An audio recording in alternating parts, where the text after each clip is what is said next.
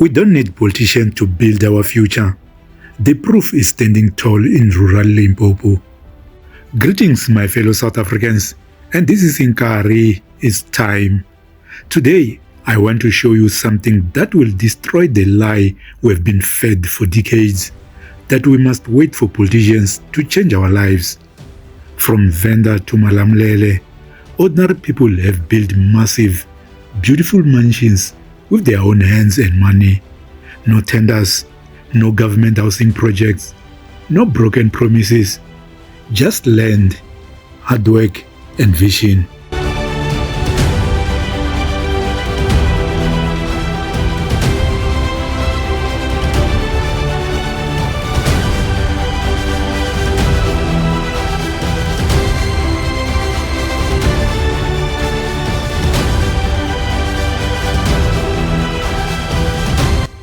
It's a wow. Look at that, guys. Like, my daughter. So, guys, Venda is not only Unit D. We have this. This is a hidden gem, bruh. Hidden gem. Like, I mean, just look at this house. It's like, look at that one. Look at that one over there. It's been... I don't know. Yeah. Just that people are just... I'm a hustler, bro. I'm a hustler, too. So, like, yeah. Yeah, this one is beautiful. Especially the colors. Can you tell? Okay.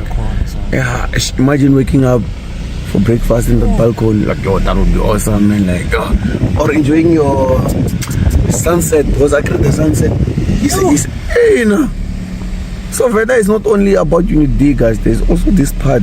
I'm just not sure what this part is, but then like... The reality on the ground. If you have been on YouTube lately, you have probably seen those vloggers showcasing the stunning mansions in rural Limpopo. These aren't funded by politicians. They are funded by ordinary South Africans who decided to work, save, and build for themselves. They didn't wait for a councillor speech or an ANC manifesto. They took action. What this proves? It proves we don't need endless government programs to thrive. We need access to land and the freedom to build.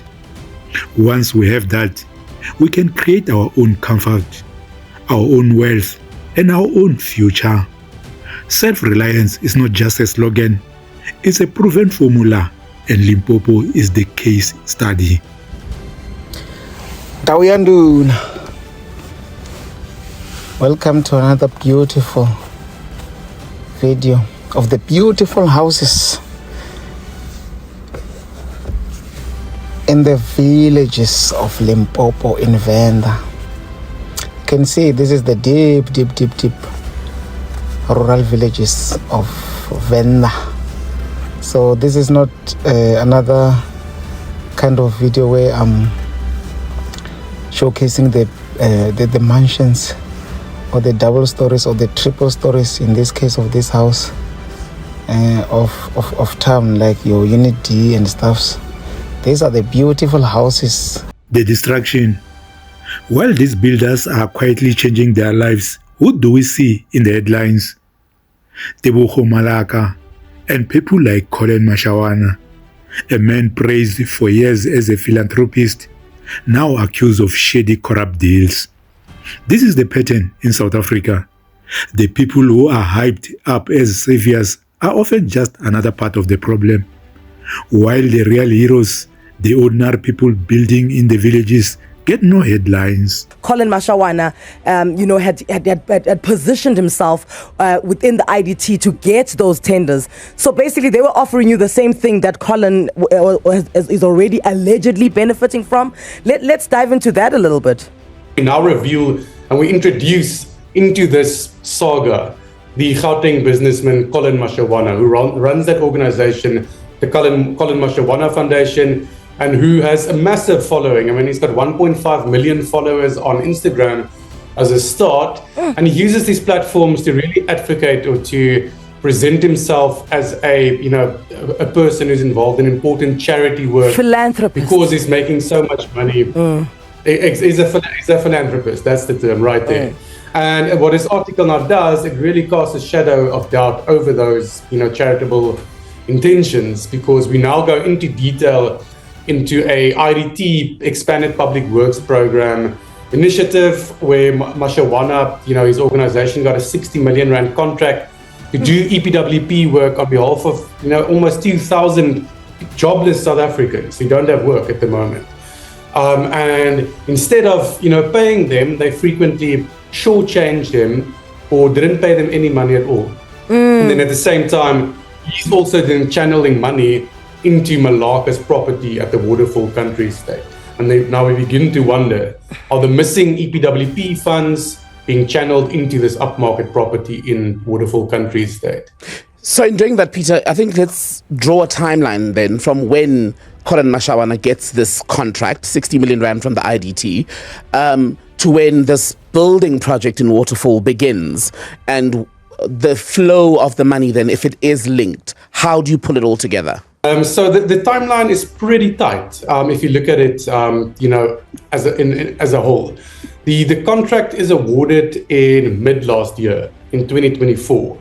But shortly before the IDT actually awards what is by far the biggest chunk of this EPWP spend, Collen Mashawana pays 100,000 rand, roughly 100,000 rand, towards Malaka's property development, towards one of the service providers who are working on the property.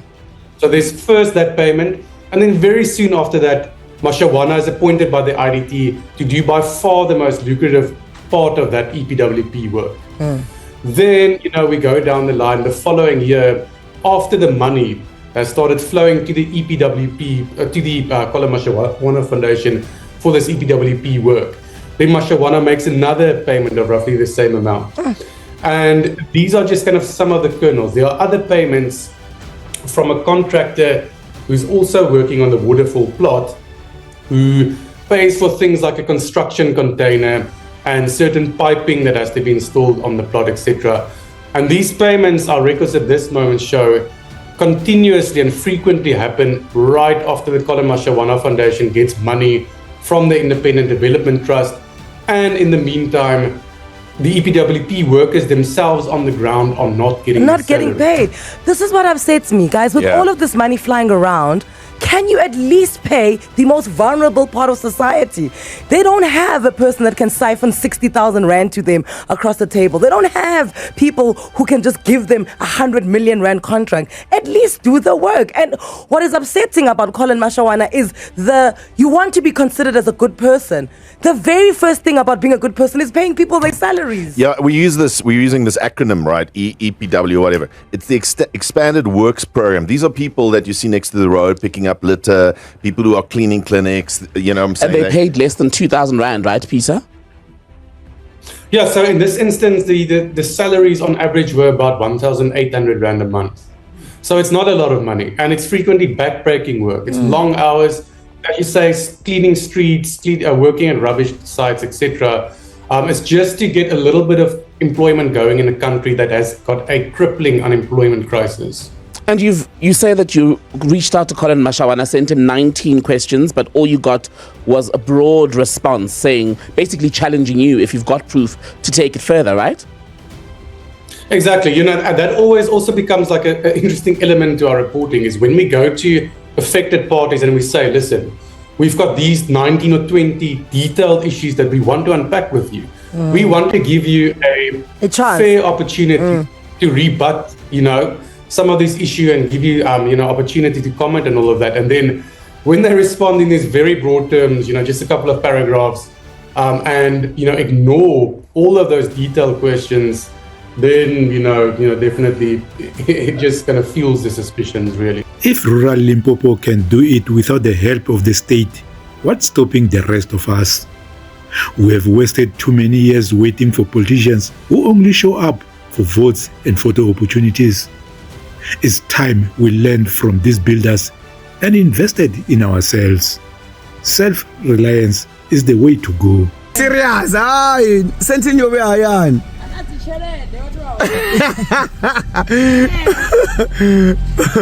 So guys, that's us asking what's the name of where we are, because we don't really know where we are. But then, like, yeah, look at that. Hey, Muna, look at that. Yo.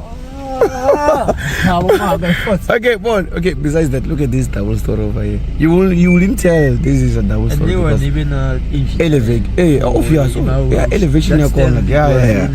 So. Exactly. So, like, yeah. Guys. Yeah. So nice one over there. Yeah, so as you guys might have heard, we're in a place called Chiringoma. Yeah, and then but we're Chiringoma wako zvitu. That's me using my Venda Vinek. Watu wa Chiringoma wako ita zvitu, wako fata. And then niko notovona rimwe ritanga lotoambara chikipa cha Springbok. South Africa, wake up. The next Collen Mashawana will be in the news tomorrow, and the cycle will continue unless we break it. Stop relying on false heroes. Get land, build, create jobs, support each other, because the only real power we'll ever have is the power we give ourselves. Self-reliant is the way to go. Thank you for watching and take care.